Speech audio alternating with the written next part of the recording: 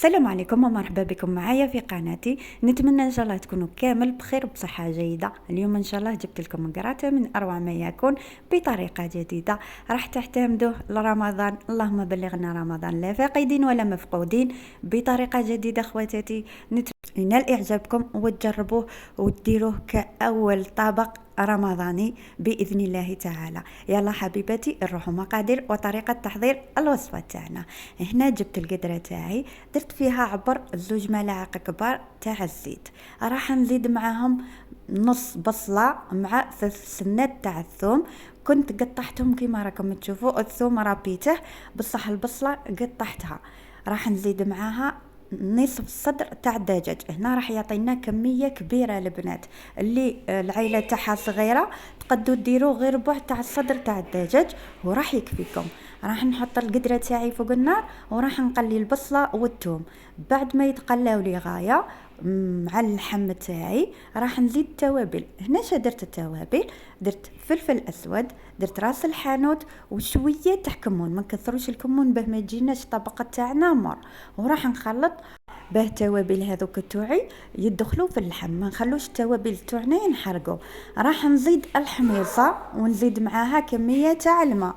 كثروش خواتاتي الماء غير عبر ما يطيب لنا هذاك الدجاج والحمص تاعنا. راح نغطوا على القدره ونخلوها تطيب. هنا يا غالياتي بعد ما طاب لي صدر تاع الدجاج تاعي، شوفوا كي راه هذا وين نحيته من القدره. راح نبشه كيما راكم تشوفوا ولا نفته. وهنايا خليته برد لي شويه باه نفته بيديا. بهذه الطريقه زدت له كميه تاع المعدنوس مع كميه تاع القزبر. انا هنا القزبر نبغيه كامل في الاطباق تاعي. راح نزيد معاها حبه تاع البيض، نزيد معاها ملعقه كبيره تاع فرماج. هذا الفرماج تاع البيدون راح يعطيها واحد النكهه يا البنات صدقوني رايحين ما تستغنوش على هذا الطبق. راح نزيد معاها توابل، زدت معاها فتاته تاع كمون، شويه راس الحانوت وشويه فلفل اسود وشويه زنجبيل. كما راكم تشوفوا هنا راني نخلط بيديا، ما نخلط لا مغرف لا والو. باه هذاك الفرماج تاعي يذوب لي شويه يعني شغل يزرب عليه كامل مع كميه تاع الدجاج. طبعا هنا كنت شعلت الفرن تاعي على درجة حرارة 200 درجة وخليته يحمالي غاية. شوفوا البنات راهني نخلط فيها عبر ما يدخل لي كامل هذاك الفرماج تاعي في الدجاج. هنا ما نخلو ما درتش مكونات بزاف في الطبقة تاعي كيما راكم تشوفوا.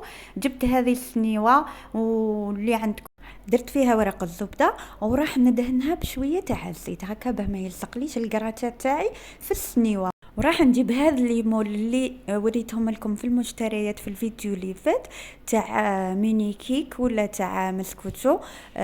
هو متعدد الاستخدامات. هنا قليت كميه تاع البطاطا، شوفوا قطعتها مربعات وقليتها وراح نديرها كطبقه اولى كما راكم تشوفوا. بهذه الطريقه راح نعمر كامل الفراغات. صدقوني خواتاتي راح نجربوا هذا الطبق ساهل ماهل. شوفوا ما يديش كامل الوقت والله العظيم. في ربع ساعة راح وجد لي الطبقة تاعي من اروع ما يكون. هنا راح ندير الطبقة الثانية راح نديرها الدجاج اللي درته. هنا انا ما بغيتش نرحيه في الاشوار باه يجيني كمية كبيرة. شوفوا البنات هنايا راح نمشي كامل في المول تاعي. كما تعرفوا حنا نساء نبغوا الاطباق هذو اللي يوجدوا في وقت قصير ويكونوا شابين وراقيين وبمكونات يعني ماشي غاليه. هذا صدر دجاج يعني ماشي حاجه اللي ما نقدوش نشروها. تقدري ديريها، تقدري يكون طبق عائلي كذلك. صدر الدجاج ديري به طبق عائلي ماشي كيما اللحم خواتاتي. مع اللحم راه غالي وكامل نسحقوا اطباق غير بالدجاج. يلا اختي بسطي لي على هذاك الصبع هكا باه يطلع الفيديو تاعي. وان شاء الله بربي ان شاء الله بربي معاكم تطلع القناه تاعي هكا وتشجعوني وتحفزوني كي تديروا لي اشتراك وكديروا لي جام. والله صدقوني غير نفرح كي نشوف غير جام في الفيديو تاعي غير نفرح. هنا خواتاتي درت الطبقه الثالثه درتها شغل فتاتة تاع بطاطا. ما كثرتش البطاطا هنايا ودرت عليها فرماج رابي كما راكم تشوفوا. راح نزيد الثانية شوفوا هنا خواتاتي نبسطها لكم كيما كان الحل. المهم يجيكم الطبقة تاعكم بنين.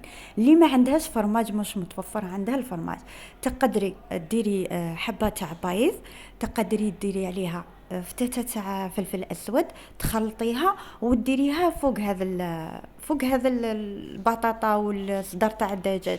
هنا ما تكلفيش كاع نفسك، اذا ما عندكش فرماج ما تكلفيش كاع نفسك.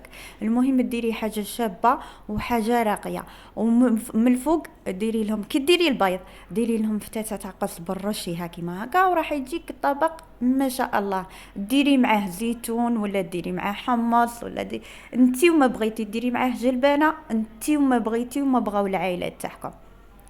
يلا خواتاتي انا نكمل كامل بهذه الطريقه ونروحوا للطبق تاعنا واجد.